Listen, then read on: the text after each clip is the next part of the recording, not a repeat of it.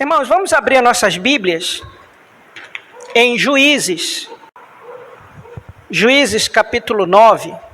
Irmãos, o capítulo 9 de Juízes é um capítulo bastante interessante. Obrigado, irmã. E eu quero discorrer com os irmãos, estudarmos, nos debruçarmos nesse tempo, os 40 minutos nesse texto, e vermos aqui sobre o tema uma liderança sem aprovação de Deus. O que é que acontece quando uma liderança não tem a aprovação de Deus, né? Então, vamos ver aqui a história de Abimeleque. E quem é Abimeleque, né? Então, abra aí a sua Bíblia em Juízes, capítulo 9. Mas eu quero começar no capítulo 8, verso 30, para nós conhecermos esse jovem. Alguns teólogos chamam de o jovem malandro. Você conhece aquela pessoa que é malandra, né? Então é esse cidadão aqui chamado Abimeleque. Então vamos ver nessa noite uma liderança sem a aprovação de Deus. E a gente vai lendo o texto e nós vamos tirando lições dele, amém? Como é um texto de 57 versículos, então se a gente for espremer ele, a gente acaba perdendo algumas lições importantes. Então, é um texto muito claro, fácil de entender, e nós vamos tirar essas lições. Amém, irmãos? Então veja aí o capítulo 8, verso 30. Vamos ver primeiro quem é Abimeleque, né? Verso 30. Teve Gideão 70 filhos, todos provindos dele, porque tinha muitas mulheres. Então, a primeira lição aqui, nesse texto, quando muitas pessoas leem o Antigo Testamento e vê que os líderes daquela época tinham muitos filhos, mas não era porque tinha aprovação de Deus. Então, por quê? Porque lá em Gênesis, Deus vai dizer que o homem deixará o pai e mãe e unir-se-á sua esposa, e ambos serão uma só carne. É o mesmo propósito, Adão e Eva e seus filhos. Esse já era o padrão de família que Deus tinha projetado para Adão e Eva e os demais. Você não vai ver, biblicamente, Deus ordenando que o homem tenha mais do que uma mulher. Então, por exemplo, e Abraão, pastor? Abraão, com Agar, teve um filho, mas com consentimento da sua esposa, e por desobediência a Deus, não esperou o filho da promessa. E aí de Agar saiu Ismael, e até hoje o povo de Israel tem problema com os árabes. Não é verdade? Do quê? De uma desobediência. No caso de Gideão, nós vamos ver também a mesma coisa. Então, veja que Gideão ele tinha 70 filhos, mas porque ele tinha muitas mulheres, né? Então, isso tem que ficar muito claro para a gente entender que a mulher de Gideão, os 70 filhos, não é só de uma mulher, senão, coitada dessa mulher, né? Mas, apesar que hoje eu conheço famílias que já tiveram até mais de 30 filhos, né? Não chegaram a 70, mas já tiveram quase que a metade de 70. Então, Gideão teve 70 filhos, e todos providos dele, porque tinha muitas mulheres. A sua concubina, verso 31, a sua concubina que estava em Siquém, ou seja, não estava na sua casa, estava em Siquém, lhe deu também à luz um filho, e ele pôs o nome Abimeleque. Então, a história do capítulo 9 vai repousar sobre esse Abimeleque, o filho que não era um filho do casamento de Gideão, mas um filho fora do seu casamento. E uma outra lição importante, não é uma regra, mas sempre vai ser um problema filhos fora do casamento. Sempre vai ser um problema. Então, homens e mulheres, muito cuidado com filhos fora do casamento, porque vai ser fora da vontade de Deus, e filho é uma aliança eterna. Casamento é até que a morte separe, mas filho é também até que a morte separe, mas continua sendo filho. Não é verdade? Então, no verso 31 vai nos mostrar que essa mulher era concubina e era de Siquém. Verso 32, faleceu Gideão, filho de Joás, em boa velhice. Né? Então, após a morte de Gideão, verso 33, tornaram a prostituir-se os filhos de Israel após os Baalins e puseram Baal Berite por Deus. Então, novamente, após a morte de Gideão, os filhos de Israel voltaram a pecar. Sendo que o povo de Israel, após Gideão ter vencido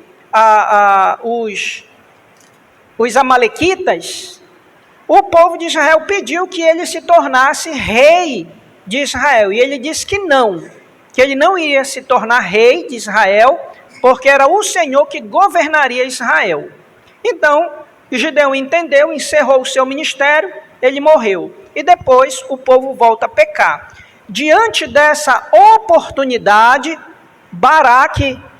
Abimeleque provavelmente ouviu, né, que Israel queria um rei, então ele se prontificou, ou seja, ele se elegeu, mas não era vontade de Deus. Sendo que o livro de Juízes, Deus ele levanta os juízes, quem ele quer, quando ele quer, e capacita essas pessoas para a conquista. Isso é muito importante. Amém? Verso 9. A partir do verso 9, de 1 a 9, nós vamos ver a maldade de Abimeleque. Então, acompanhe aí, ou aqui, ou eu vou acompanhar aqui na minha Bíblia, e você acompanha aí no telão, ou na sua Bíblia, se tiver a minha tradução. Então, veja aí, começando a história, Abimeleque, filho de Jerubaal foi Gideão, né? Foi-se a Siquém, essa cidade é muito importante, ou seja, Siquém é a cidade de quem? Da mãe de Abimeleque, a concubina. Então, guarde esse nome, Siquém. Aos irmãos de sua mãe. Quem é que ele foi procurar? Acompanhe aí na sua Bíblia, senão, para você não se perder. Então, ele foi procurar na cidade de Siquém seus irmãos, filho de sua mãe. Toda a geração da casa do pai, de sua mãe, dizendo, qual foi a proposta dele? Verso 2, falou, peço-vos aos ouvidos de todos os cidadãos de Siquém, que vos parece melhor que 70 homens, todos os filhos de Jerubaal, no caso Gideão, dominem sobre vós, ou que apenas um domine sobre vós. Olha a proposta capciosa dele. Né? Por isso que os teólogos chamam ele de malandro, né? Então ele fez uma proposta capciosa. Lembrai-vos também de que sou osso do vosso osso e carne da vossa carne. Por quê? Porque ele era filho de Gideão. Olha, eu sou irmão de vocês por parte de pai, né? Entenderam? 3. Os irmãos de sua mãe falaram a todos os cidadãos de Siquém todas aquelas palavras, e o coração deles se inclinou a se guiar, a seguir Abimeleque. Por quê? Porque disseram, é nosso irmão. Então, está tranquilo, é nosso irmão, então deixa ele nos governar. Verso 4, e deram-lhe 70 peças de prata. Nesse capítulo, você vai ver o número 70 aparecer frequentemente. Então, aqui começa com 70 filhos de Gideão, e agora 70 peças aqui de prata da casa de quem? De Baal. Então esse dinheiro era ilícito. Era um dinheiro oferecido a deuses que não era Deus. Então, ou seja, ele pediu aqui dinheiro, e qual é o objetivo desse dinheiro? Veja aí, Abimeleque, com os quais alugou Abimeleque uns homens levianos atrevidos que o seguiam. Então, olha só as pessoas com quem Abimeleque se envolveu. Uma outra lição aqui importante. Você já percebeu aquelas pessoas que têm uma índole má? Elas sempre atraem pessoas também com uma índole má? Você já percebeu isso? Por isso que nós, pais, temos que ter muito cuidado, como dizia minha mãe, me diz com quem tu andas, que eu direis quem tu és. Então, nós, pais, temos que ter muito cuidado com as amizades dos nossos filhos. Com os nossos filhos. Por quê? Porque isso vai influenciar a vida deles. Então, Abimeleque fez isso. Verso 5, foi à casa de seu pai, a Ofra, e matou seus irmãos, os filhos de Jerubaal, 70 homens sobre uma pedra. Presta atenção aí que ele matou os seus 70 irmãos em cima de uma pedra, né? Porém, Jotão, filho menor de Jerubaal, ficou porque se escondera. Então se ajuntaram todos os cidadãos de Siquém e toda Bet-Milom. Então veja que essas duas cidades foram o quê? Cúmplice. Então, lembra da lição, mulheres? Lembram da lição? Olha aqui o pastor. Lembra daquela lição? Olha aqui, o verso 6. Se juntaram todos os cidadãos de Siquém e toda Bet-Milom e foram e proclamaram Abimeleque rei. Ok? Então, veja que eles mesmos colocaram Abimeleque como rei sobre eles. Só que aqui, nós não estamos vivendo a monarquia, mas estamos vivendo o período dos juízes. Porque aqui, quem é o rei de Israel? É Deus. Então, outra lição importante é que nós não podemos colocar um rei sobre nossa cabeça.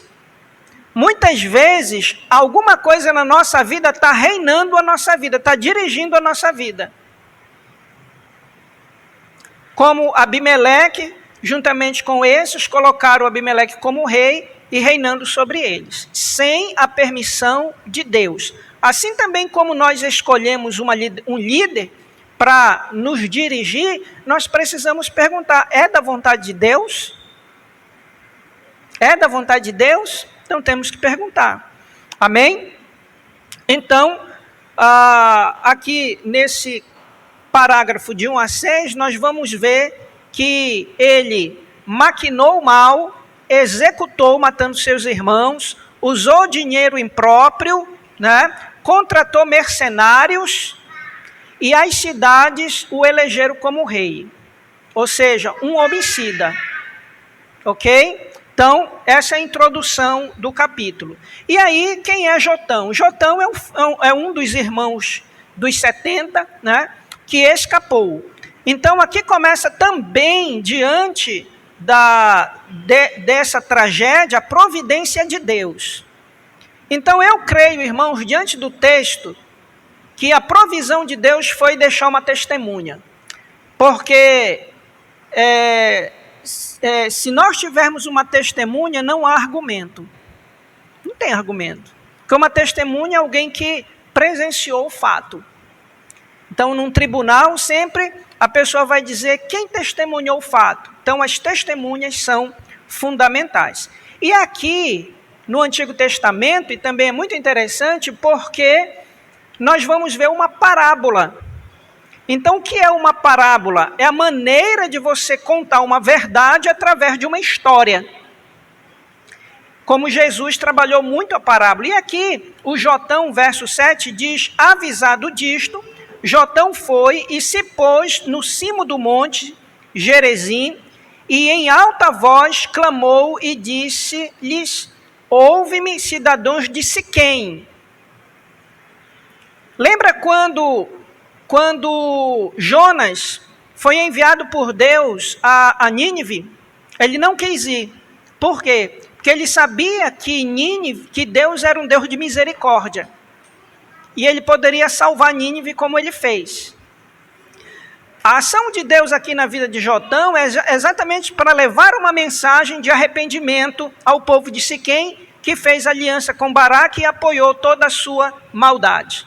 Então, ele conta essa parábola aqui, Então ele diz assim: ouve-me, cidadãos de Siquém, e Deus vos ouvirá a vós outros. Ou seja, ouve o que eu vou dizer e Deus vai ouvir. Ouça Deus, ouça o que Deus tem para falar para você no seu coração, né? E ele conta uma parábola, aqui a partir do verso 8, da reunião das árvores que queriam um rei. E essas árvores vão dizer: não, eu não vou reinar sobre vós. Chama a oliveira, chama a videira, e nenhum quer. E por último o espinheiro, né? Lá no verso 15, olha aí o verso 15. Então respondeu o espinheiro às árvores: se deveras me unges rei sobre vós, vinde e refugiai-vos debaixo da minha sombra. Espinheiro tem sombra? Não tem, é uma mentira, né? Mas se não, saia do espinheiro fogo que consuma os cedros do Líbano. Agora, pois, se deveras e sinceramente procedertes, proclamares rei Abimeleque, e se bem vos portartes para com Jerubaal e para com a sua casa, e se com ele agirtes segundo o merecimento dos seus feitos, por quê? Verso 17, porque meu pai pelejou por vós, e arriscando a vida vos livrou das mãos dos midianitas. Então, Jotão aqui, ele leva tanto uma mensagem de alerta, quanto ele vai falar também ao coração de Siquém, que eles são mal agradecidos. Mal agradecidos. Por quê? Porque eles conspiraram contra os filhos de Gideão, se Gideão foi usado por Deus para livrar eles dos amalequitas, né? Viram aí? Dos midianitas. Entendeu? Você já viu aquela pessoa que a gente faz o bem para ela, né? Faz o bem, ajuda, ora por essa pessoa, faz de tudo. E chega lá na frente, a pessoa simplesmente, como dizia minha avó, dá uma rebanada assim e não diz nem obrigado. Já viram? Está aqui. Quem é esse povo? O povo de Siquém. E Jotão está trazendo uma mensagem de alerta, mas também mostrando a eles que eles estão sendo ingratos.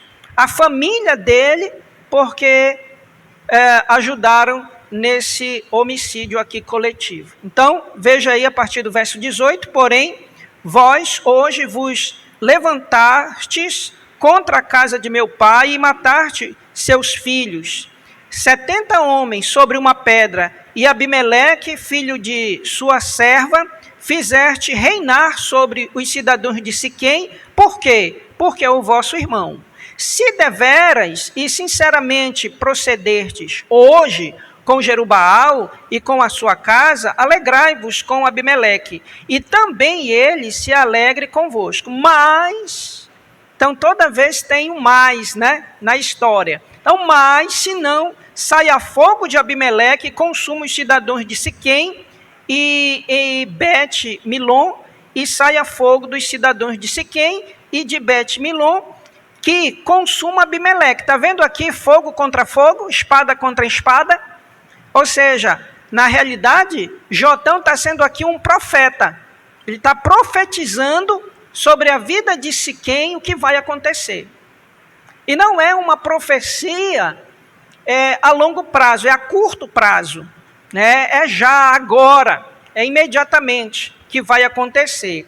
E o verso 21, fugiu logo Jotão e foi-lhe para Beer, e ali habitou por temer seu irmão Abimeleque. Então, ou seja, Deus começa a agir aqui em termos da sua providência. E Deus está agindo em termos de quê? Da morte daqueles 70 filhos de Israel. Ok? Veja que mesmo sendo uma liderança que não é por permissão divina, mas Deus não permite que haja injustiça. Aí vem o outro parágrafo de 22 a 25, que está aí na sua Bíblia, 22 a 25, Abimeleque reina 3 anos sobre Siquém, e a providência de Deus.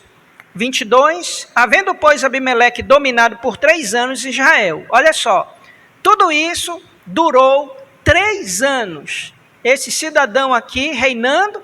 Agora aqui é interessante, precisa frisar aqui essa palavra. 3 anos sobre Israel. Ele não estava reinando sobre as 12 tribos de Israel.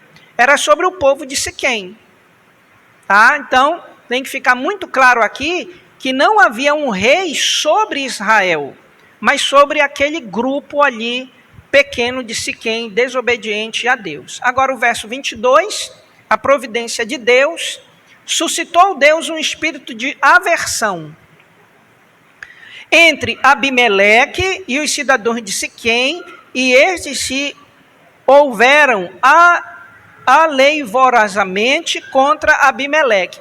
Olha aqui, está vendo a palavra profética de Jotão no verso 20? Viram aí? No verso 20? Qual é a palavra do verso 20? Mas se não saia fogo de Abimeleque e consuma os cidadãos de Siquém e Bet-Milom, e saia fogo dos cidadãos de Siquém e de Bet-Milom, que consuma Abimeleque. Fogo contra fogo. Aonde é que isso vai acontecer? Deus, por isso que eu digo que Deus poupou a vida de Jotão para dar esse recado sobre Siquém, porque primeiro Deus avisa e depois ele executa, se não houver arrependimento. Ou seja, Deus é misericordioso. E aí no verso 23, ele coloca um espírito de aversão. Ou seja, um espírito de raiva, ou seja, criar uma antipatia um do outro sobre o seu rei. Se eles colocaram como rei, agora eles não querem mais ele como rei. E ele também uma aversão. Amém? E aí, esse espírito de aversão é uma providência de Deus. Agora, você lembra em Samuel vai falar de 1 Samuel capítulo 16, verso 14, quando o Espírito Santo, ele saía de Saul e depois vinha um espírito de perturbação. Lembram? Então é exatamente a providência de Deus para a disciplina, mas o cidadão não ouve. Então vamos ver o que aconteceu do verso 2 ao verso 25. É exatamente a providência de Deus. Vamos ver como acontece essa providência de Deus a partir daqui. É como se fosse uma escada, um declínio. Então toda pessoa que anda fora da vontade de Deus sempre vai andar em um declínio. Sempre vai andar uma escada para baixo. Então, como foi o caso de Jonas, né? Então, vou ler novamente o 23. Suscitou Deus um espírito de aversão entre Abimeleque e os cidadãos de Siquém, e estes se houveram alevorosamente, essa palavra aqui, eles ficaram com raiva um do outro, houve uma aversão entre eles, não deu mais para eles caminharem juntos ali contra Abimeleque e Siquém. Para quê? Para que a vingança da violência praticada contra os 70 filhos de Jerubaal viesse. Então, qual é o objetivo da disciplina aqui? A justiça sobre o sangue dos 70 irmãos, seus irmãos, que os mataram, e sobre os cidadãos de Siquém, que contribuíram para que ele matasse seus próprios irmãos. Está vendo aqui a justiça sobre Abimeleque e sobre a cidade de Siquém. Por que que veio a disciplina de Deus, a justiça de Deus, a providência de Deus? Porque eles não ouviram a mensagem de Jotão. Então, qual é a lição que nós tiramos aqui? E esse versículo 23, ele é o centro desses 57 capítulos. Ou seja, nada está alheio à presença de Deus. Tudo. Irmão, se alguém faz uma injustiça para você, deixe na mão de Deus. Claro que você não vai baixar a cabeça para a pessoa pular em cima. Mas Deus sabe, porque Deus ele é o guarda de Israel e ele cuida de cada um de nós. Então, as coisas que nós fazemos para o nosso semelhante, a gente tem que fazer com amor, porque assim Deus mandou que cada um de nós fizesse. E tudo aquilo também que acontece no mundo, também não vai estar alheio diante de Deus. Amém? E aqui nesse sentido, Deus ele não vai deixar impune todas essas questões. E aí, do verso 26 até o verso 33, se levanta um cidadão aqui chamado Gaal. E esse Gaal aqui, juntamente com seus irmãos, ele se levanta contra Abimeleque. E Abimeleque prepara uma emboscada e expulsa esse cidadão Gaal da cidade de Siquém. Então essa é a primeira ação. E veja que Abimeleque ele começa a entender que ele está ganhando a guerra, que ele está ganhando a situação. Primeiro ele expulsa Gaal aqui da região de Siquém, e a partir aí do verso, veja aí, do verso 42, no dia seguinte saiu o povo a campo, disto foi avisado Abimeleque. Então quem foi que saiu aqui a campo? Foi o povo de Siquém. O povo de Siquém ia fugir de Siquém porque não queria mais o governo de Abimeleque. Verso 43, que tomou os seus homens e os repartiu em 3 grupos e os pôs em emboscada no campo. Olhando, viu que o povo saía da cidade, então se levantou contra eles e os feriu.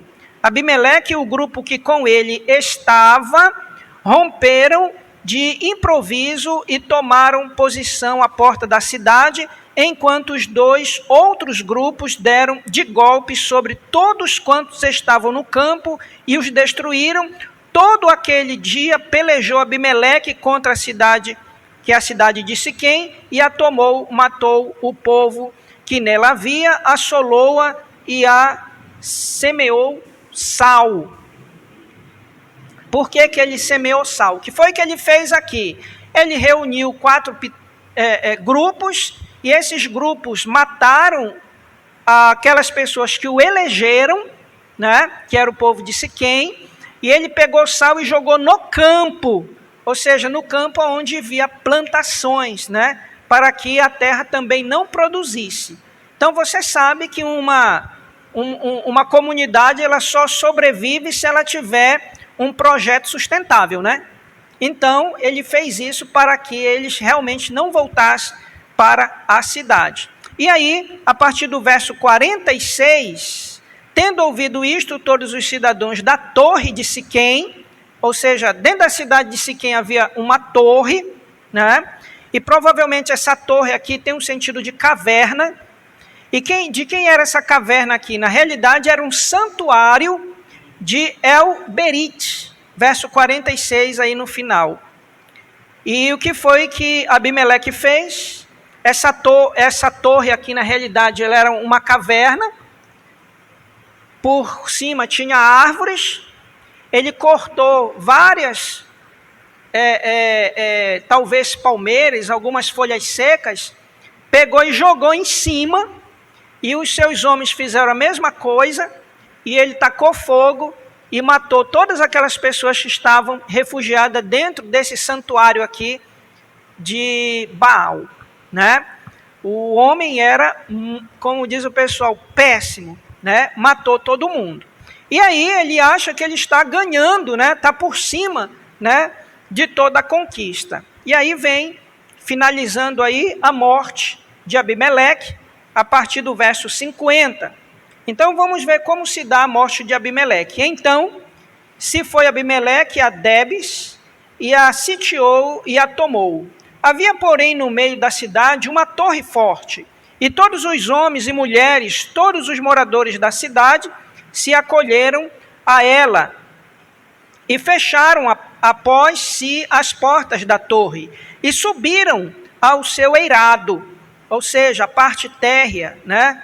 Lá a cobertura. Verso 52, Abimeleque veio até a torre, pelejou contra ela e se chegou até a sua porta para a incendiar. Então o projeto dele era incendiar e matar aquelas pessoas sufocadas ou queimadas. Verso 53, porém certa mulher lançou uma pedra superior de moinho sobre a cabeça de Abimeleque e lhe quebrou o crânio. Então chamou logo o moço, seu escudeiro, e lhe disse: desembainha a tua espada e mata-me, para que não se diga de mim, mulher o matou. O moço o atravessou e ele morreu. Sobre uma pedra, Abimeleque matou seus 70 irmãos. E sobre uma pedra, jogada por uma mulher, ele morreu. Naquele contexto, a morte de um soldado por uma mulher era uma vergonha. Então ele não queria que essa notícia saísse. Então ele pede para que seja morto pelo seu escudeiro aqui. Então veja, irmãos, a conclusão desse texto a partir do verso 54, a partir do verso 55. Vendo, pois, os homens de Israel que Abimeleque já estava morto, foram-se cada um para a sua casa. Assim Deus fez tornar sobre Abimeleque o mal que fizera seu pai, por ter aquele matado os seus 70 irmãos. De igual modo, todo o mal dos homens de Siquém, Deus fez cair sobre a cabeça deles. Assim veio sobre eles a maldição de Jotão, filho de Jerubaal. Então, palavra maldição aqui, no sentido, não é que ele desejou e Deus obedeceu a sua oração. Não é nesse sentido. O sentido aqui é que os seus irmãos foi feito justiça. E justiça por parte de Deus sobre eles. Então veja que nesse capítulo nós aprendemos algumas lições. Primeiro, que Deus está providenciando tudo sobre aquilo que ele não é plausível a ele. Feito pelos seus filhos, né? Feito por pessoas que deveriam estar temendo a Deus, né? Então aqui vem duas lições importantes. A primeira, a lei da semeadura. Tudo que nós plantamos, tudo que Abimeleque plantou, ele colheu. Ele plantou morte, ele colheu morte. Ele plantou mentiras e recebeu também mentiras. E tudo aquilo que ele fez veio sobre a cabeça dele. Sobre a pedra ele matou seus irmãos e foi morto de maneira humilhante por uma mulher. Então a lei da semeadura é tudo que nós plantamos, nós colhemos. E nós temos que ter cuidado sobre isso. Amém? Não podemos ser como... E claro, eu acho muito difícil alguém, não sei, né? Mas Abimeleque aqui fez tanta coisa mal, né? Em 3 anos, que é impossível a gente pensar em alguém como Abimeleque. Mas, infelizmente, tem pessoas como Abimeleque aqui. Então, a segunda lição que nós tiramos aqui é que um dia a conta chega.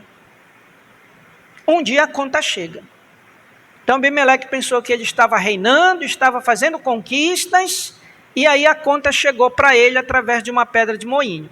Mas também aqueles que se aliaram a Abimeleque, também chegou a conta para eles. Ou seja, muitos morreram pelos próprios soldados de Abimeleque, morreram no campo, morreram queimados, né? E quando ele foi para uma outra cidade aqui, sitiar, fazer conquista, para aumentar o seu reino, uma mulher com uma pedra de moinho. Então a ideia da pedra de moinho era uma mulher que ela tinha a habilidade de trabalhar com o arroz.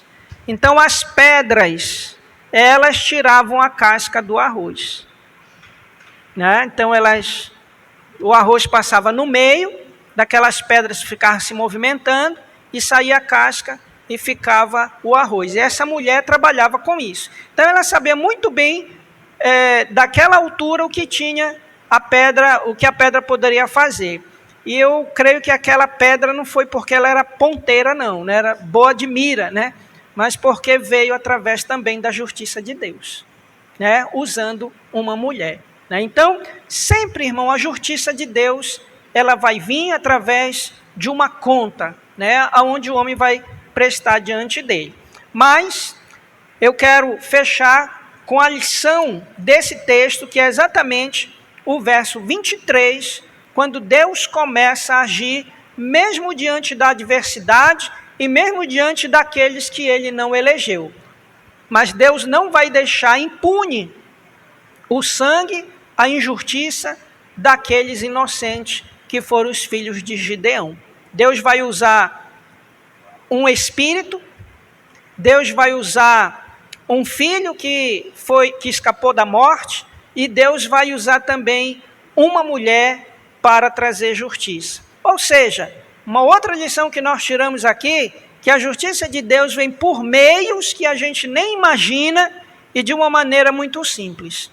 O livro de Juízes é um livro que vai nos mostrar o improvável, né?